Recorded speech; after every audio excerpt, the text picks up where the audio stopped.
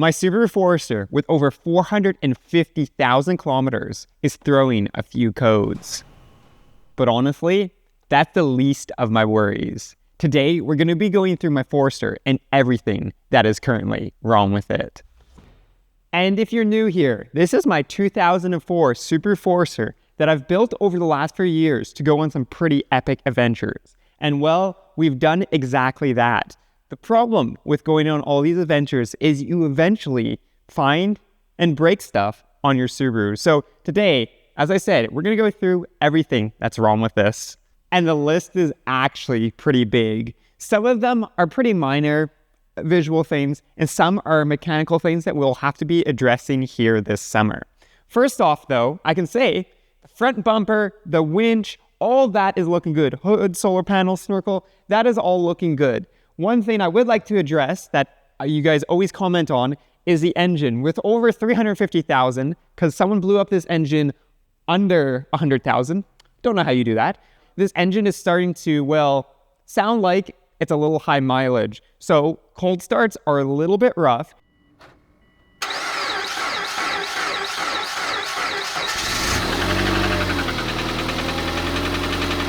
Isn't an immediate concern, but something I've been thinking about for a long time. So if you have any suggestions which you want to see in here, let me know. And we're going to brush past the front suspension because that will be addressed in the rear when I talk about it. But we do have a couple issues up here.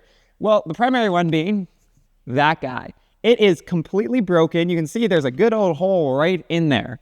That said, it does not affect the light output. So I've actually kept it on there, and it's not something that I need to address right away, but it does get quite a bit of dirt and water in there. So eventually it will fail. But that light is the least of our concerns. And here in the cabin, we have a few things that we've modified that have actually worked really well, like our dash navigation, our new double din, the roof, and all that kind of stuff. You might have noticed I actually did get a new windshield here recently because the last one was spider webbing across. So I did get that, but it brought a new issue is everything is starting to rattle. All the clips have started breaking off. So we're going to have to address that. Again, it's not a huge concern. It's a Subaru. It rattles when you take it off-road, but it's something that is definitely wrong with my Forester. And then moving to the back, we have our AirB rack. This is made out of steel, and I'm actually starting to notice it's rusting a little bit in some places. So eventually we have to address that. And when we address that, I think we might as well lower this down and build different mounts. As you can tell, paint is all peeling on here because it's using enamel paint, which didn't really stick to stainless. And it's pretty high. So if I lower it down, it addresses that. But talking about rust, we do have our typical Subaru rust here, which we will have to address. That goes in here, down the footwells, and all the way down the rockers. So, and again, something that we have to address, but it's not the biggest concern.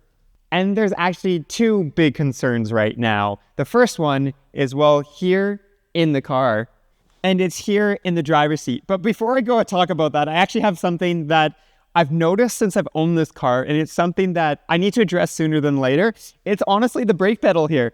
It is a really soft and really squishy. So what we're going to have to do is a couple things. First, change out the fluid. This probably has really old .3. We're going to change that, upgrade that to maybe some .4, and also probably change into some stainless steel lines because when we do more lift, which I'll talk about here in a second, we'll probably need longer lines anyway. So that's something we need to address, but it's not the biggest one. The biggest one is, well, on my scanner right here.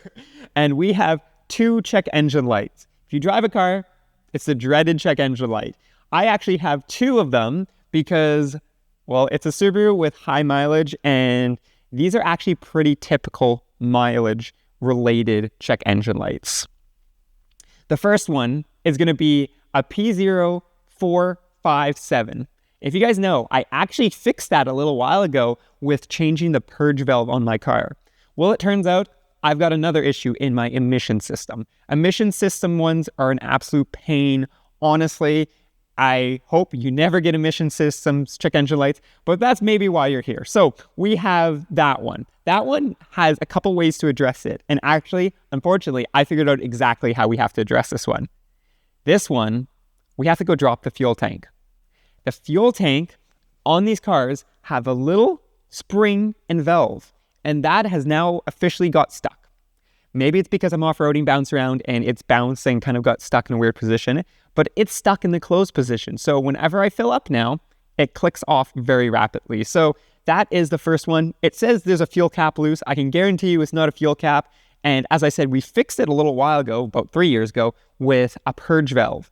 That fixed it for a little while. And then I started having the clicking issue and yeah, figured out it's there. So we have to drop the tank because the only way to get to that valve is actually through the floor. And I don't really, this car is rough, but not that rough that I want to cut the floor.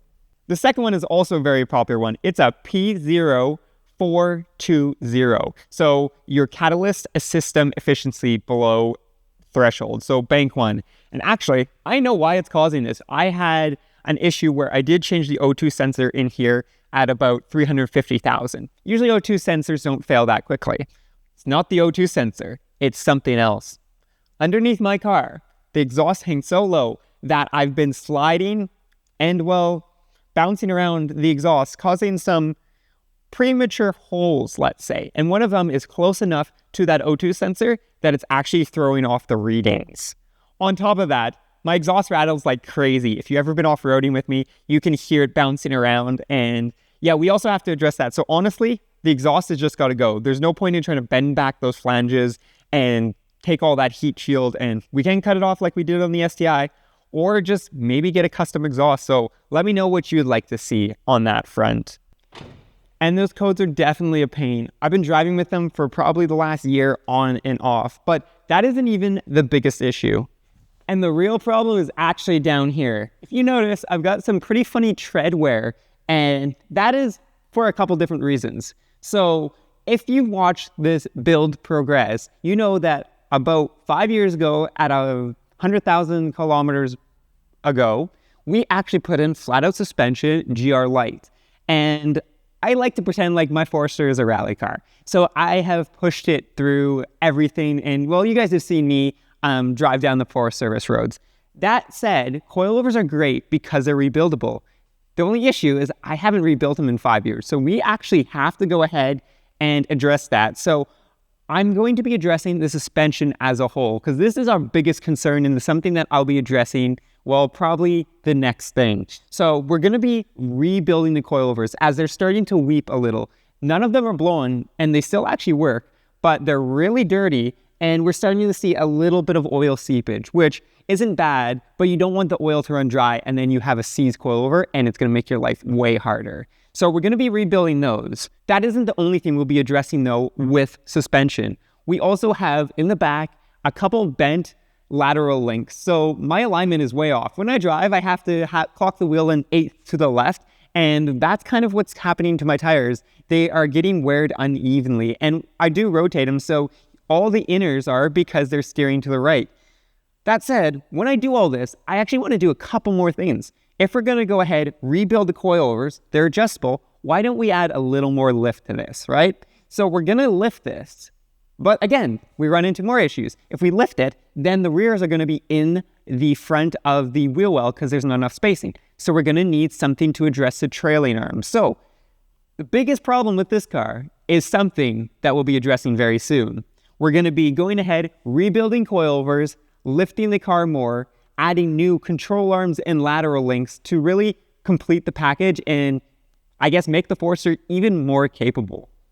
And that's not the only thing we'll be addressing. Pretty much everything I went over today are things that I have on my list, on my head, and well, opportunities for upgrades. As I said, we have the stuff actually to rebuild the suspension. We have our trailing arm spacers from Rallytech.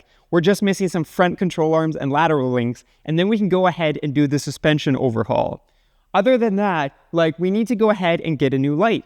Do we go ahead and upgrade those? And then with the rear trim, do we go ahead and paint it and black out the gray trim? Or for the exhaust, do we do a full custom exhaust or just try to get something aftermarket and off the shelf? These are all things that have been on my mind, but this is where you guys come into play. If you are interested in one of those modifications and you want to see me do something particular, let me know in the comment section below and I will try to make it happen. As I said, the suspension is pretty much all ready to go. We're just waiting on a few more parts and we can go ahead and we'll dive into that. but we still have other opportunities to explore some different avenues for our Forester. And same with the brakes. Do we just upgrade the stainless lines like I was saying, or do we do something a little more aggressive and go with some WRX 4-pot brakes? You guys get to let me know down below.